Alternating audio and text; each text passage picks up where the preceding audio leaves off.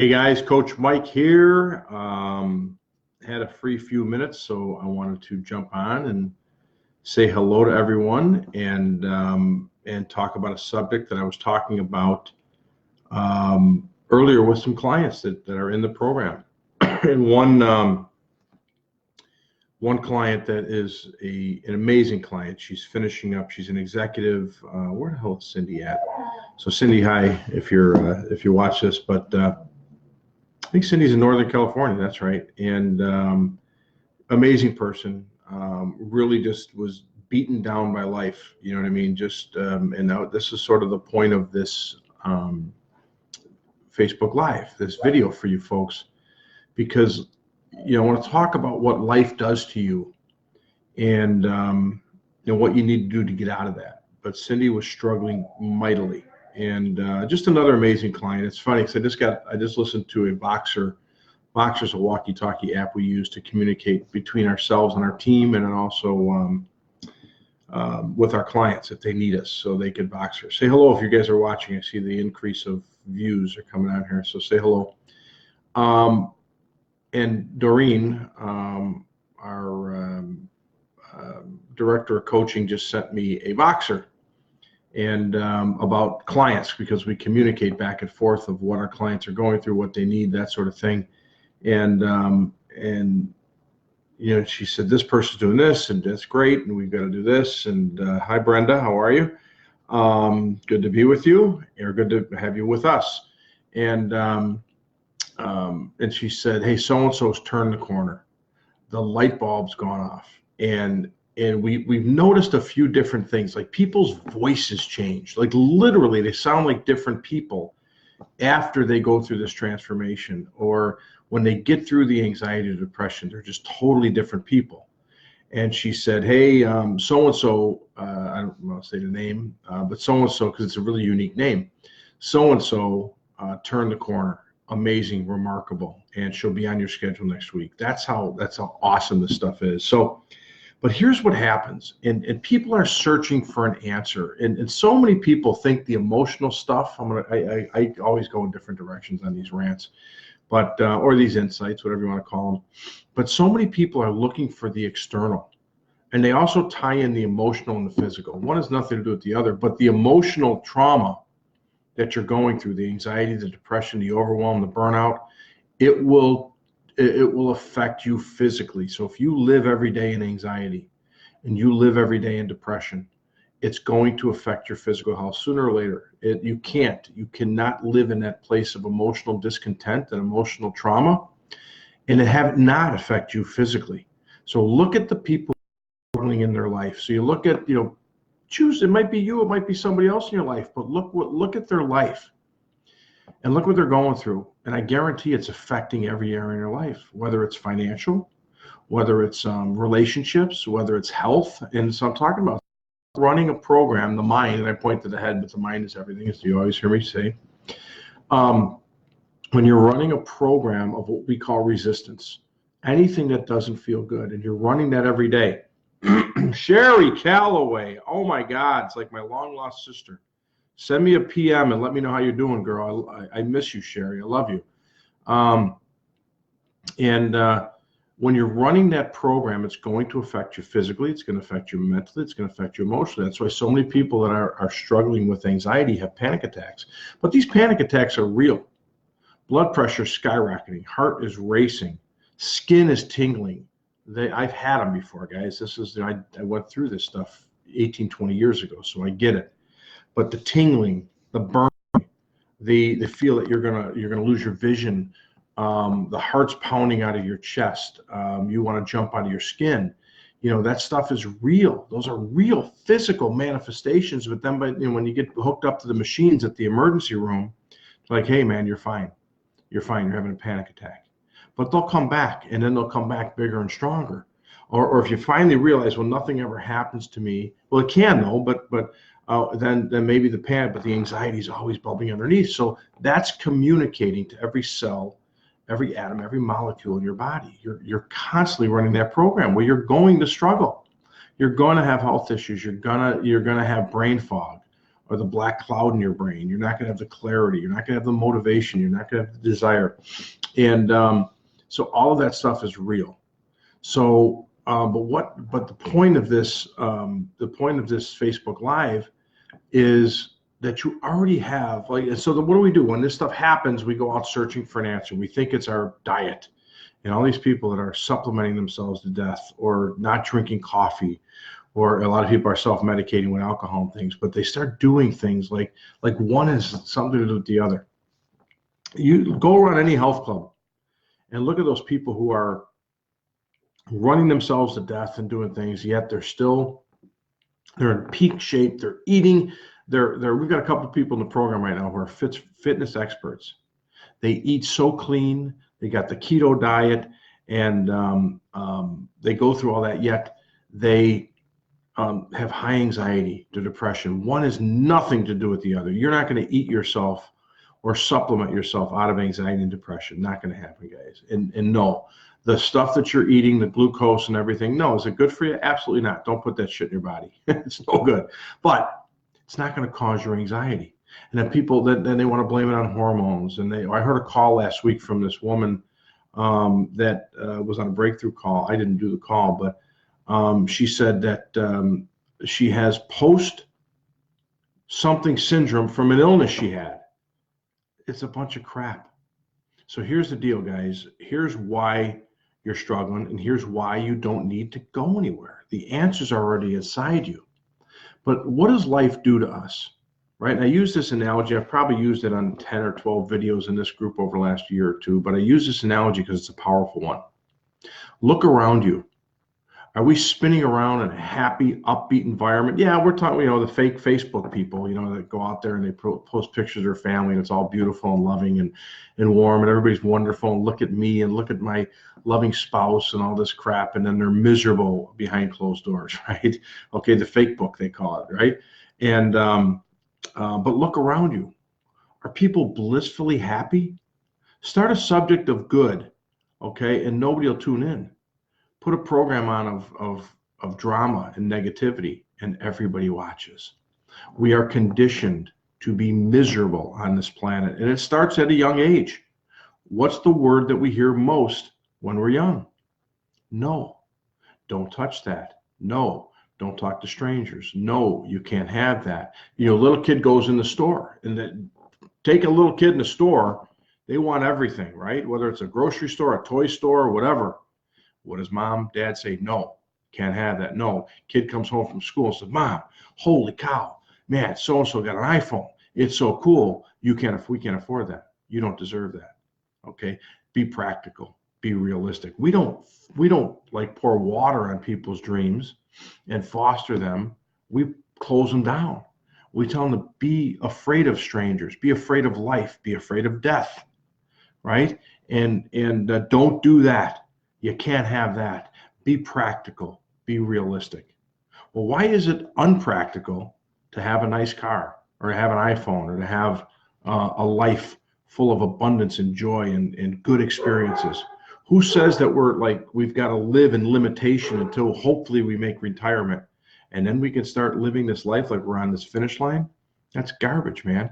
You're supposed to live life. Be responsible. Okay. Be practical at times. Be whatever you want, but enjoy life. But we're conditioned for the opposite. Now turn on TV. What does the TV do? Scares the shit out of you, right?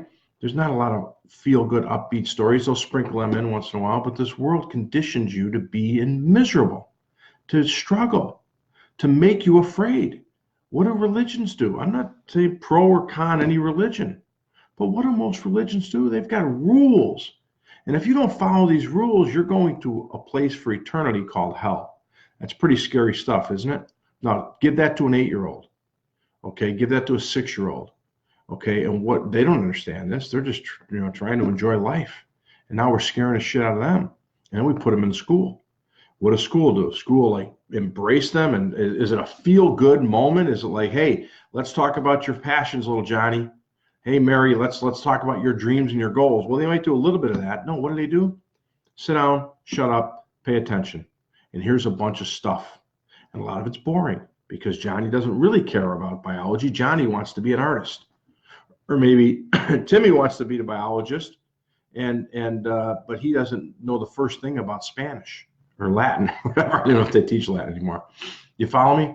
But we said, sit down, shut up, but you better get good grades, even on the stuff that doesn't resonate with you. And then when you leave school at night, you've got to go do homework. And then you're graded and judged. What's grading? It's judgment. You know, some kids are just better at memorizing than others. I got news for you. Hey, Bobby, how are you, buddy? Some kids are better at memorizing stuff than others. I was a terrible student, okay? But I consider myself a fairly intelligent guy. One sometimes there's book smarts and there's street intelligence, street smarts, all that stuff. Guys, the world is conditioning you to struggle. And then you wake up at 20, 25, 30 years old, a failed marriage, failed business, mistakes that you've made, things that you said, things that you did, investments you made that failed and all that stuff. And now what do? You pile all of those life experiences are piled into this hard drive, this mind. You're taking it all in, taking it all in, taking it all in, and it's just shutting you down. And it's shutting you down and it's shutting you down. You spend 10, 15 years learning from mom how to be a chronic worrier, or watching dad as you're growing up yell and scream all over the house and scare the shit out of you. And you're taking that stuff in emotionally. You're putting it in the hard drive, and now it's being played back to you because you've been conditioned now to be a worrier. You've conditioned now to be in anxiety. So all that stuff you take in is playing out. It's going to play back to you because the mind is the hard drive. The mind is the thing that is controlling the body and the personality and the attitude and your actions and your choices and your decisions. The mind is running the program. 95% of what you do every day is the program running underneath it. But if you look at the mind, and here's why you have everything inside you already. If you look at the mind, it's an employee. Think about the best employee. I know, Bob, you hire a bunch of employees. I know that for sure. Think about the best employee you've ever had. The best employee you've ever had takes direction without asking questions, doesn't have an opinion, doesn't have judgment. It takes what you give it and then performs the task. Well, that's what your mind is. So the old story about the genie in the bottle, that's essentially the story of your mind. That's a scripture that they turned into a story. And the genie says, your wish is my command. Well, that's what the mind is. Well, now you fed your mind all of these years of panic, and you've shoved those fears down, and you shove them down, but then you repeat them every day, or you revisit them, or you have things that happen in your life. You lose a loved one. That's an emotional experience. The more emotional experiences we have leave the biggest imprints.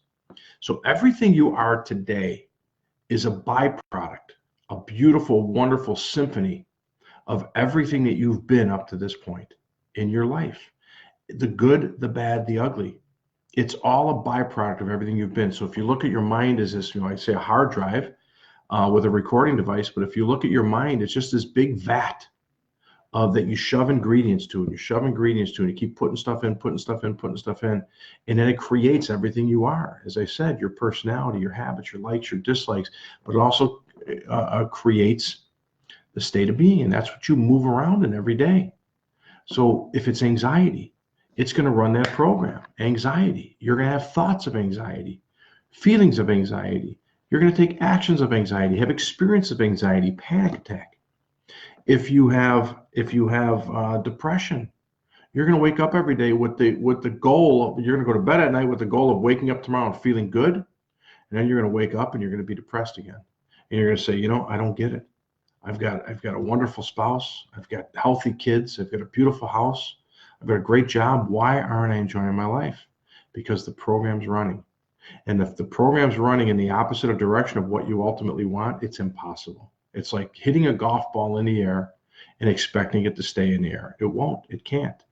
So you can't be running a program of discontent internally and experience what you want externally. But this world has conditioned you to be miserable. Think about it. Go back to your childhood. And then what do people do too? They keep living in the past. They keep revisiting the childhood. They say, well, I'm screwed up because, my mom was screwed up and my mom was bipolar. So it runs in the family. No, it doesn't.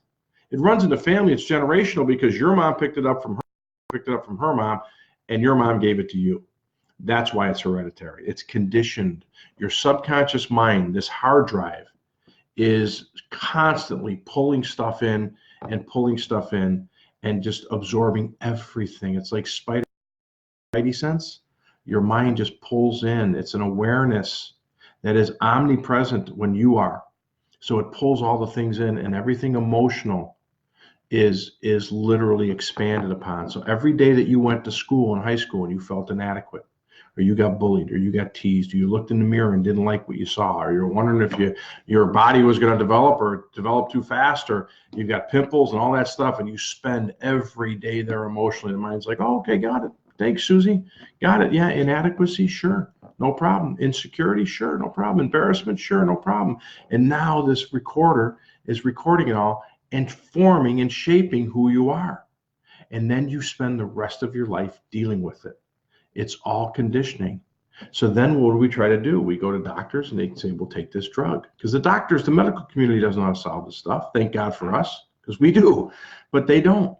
So they try to medicate it. Well, the medication, the drug, I hate to call them medicine because it's not medicine, it's drugs. But the drug is designed to change the way you feel. Go have a beer. Have vodka. It's the same thing. But everybody thinks because it's a prescription drug that it's okay because a doctor gave it to me. It's dangerous stuff. And then you're putting that stuff in your body. And then you wonder that, well, I can't function without it. Now you're an addict. And I need this to get through the day. Well, now you're an addict. But it's legalized. And it's not going to solve the problem. You've got to get out of it the same way you got in it. Okay? You've got to do the work internally. So stop looking for answers outside of you. Everything you need is already inside of you to solve the problem. And that's what we do every day. So, and understand that the world has conditioned you to be this way. If I walk into a restaurant and I'm introduced to some people and they say, Mike, how you doing? I said, great, man. Every day is better than the next. This world is awesome. And I walk away. They think I'm nuts. They say, oh my God, that's one of those like upbeat, happy people. He's an optimist. Okay. And oh my God. And that's he's weird, right? I'm not in the norm. But if I walk in and I start complaining about politics or my backache or my migraine headaches or my kids or the cost of gas or tuition and all this crap, now everybody jumps in. I'm just one of the guys now. I'm normal, right? I'm not Pollyanna. Okay. The world conditions you to be miserable, but I got news for you, man. Every single one of you, whether you're experiencing it or not, has tremendous greatness inside of you. It's our natural state of being. Flow, love, passion, excitement, success, accomplishment. I don't care how much you've been jaded by this world and how much skepticism is built up inside of you, or how much pessimism or how much struggle. You all have greatness inside of you. It's just being covered up. It's being covered up because you've been conditioned in the manner you've been conditioned, and then you fed your mind more of the stuff. And now it's so far down in there that you can't even remember your natural state of being. You have maybe moments of brilliance and clarity, but you're walking around every day on eggshells. You're walking around on a sheet of ice, barely trying to get through each day until you can get to bed and maybe not sleep and then repeat the process the next day because your greatness has been covered up. But I got news for you. It's still there. And you can uncover, and that's what the people experience when they come in our program. That's why they're so blissfully happy, is because they are now re-experiencing their natural state of being, their brilliance that's there all the time. So I don't care how much you're struggling, how much you think that you've got a chemical imbalance or you're not enough or you're inadequate or you're insecure. I don't care how much you think that's true. It's not. Your natural state of being is abundance, is love, is passion, excitement, it's greatness. Okay, you've just got to get back out of the resistance, through the resistance, and experience again. And if you're looking outside of yourself for answers, I need this, I need that, I need more money. Hey, speaking of greatness, there's Debbie Peterson. And Debbie, this is a subject you'd love. The greatness is always there. Debbie learned it firsthand, and she's still experiencing it almost a year later, Debbie. It's been almost a year since she came in the program. But if you're looking outside of yourself for answers, if you're waiting for something to happen in your life and then you can change, you're going to be waiting a long time. You've got to take action. You've got to figure it out. And if you need our help, you just reach out to us and let us know, and we'll be happy to help you. If you're committed, we'll be happy to help you. And all right, guys, so that's it. That's my rant. Stop looking outside of yourself.